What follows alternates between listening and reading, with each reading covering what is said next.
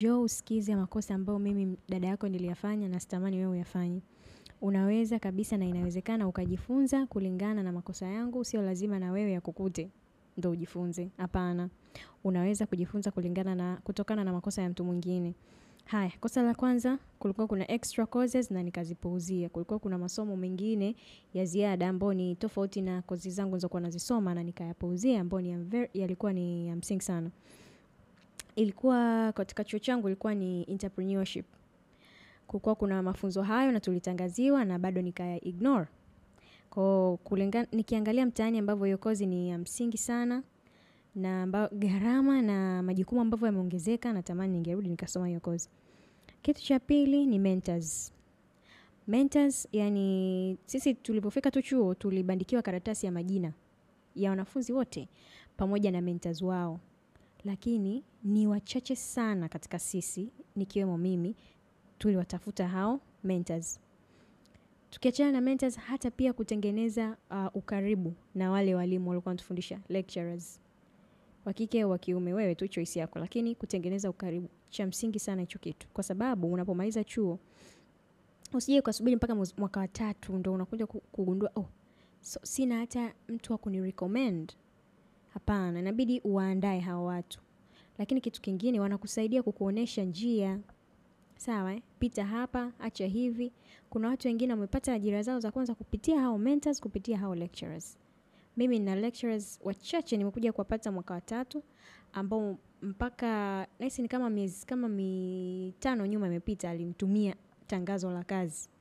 Kwa hiyo na wengine lakini mimi sasa nimekuja kuwapata mwaka wa 3. Wewe unaweza ukaanza mapema, manake watakuguide mapema, utajua utahesabu juhudi zako unazielekeza wapi.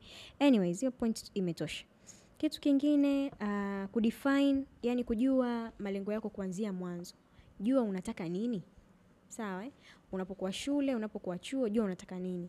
Kwa mfano, kama wewe unafikiria kwamba nikimaliza shule, kwa hiyo hapo ulipo, simama kwanza, jiulize unataka nini baada ya shule? Sawa? Kama wewe ni mtu ambaye labda unataka scholarship, usisome kivivu.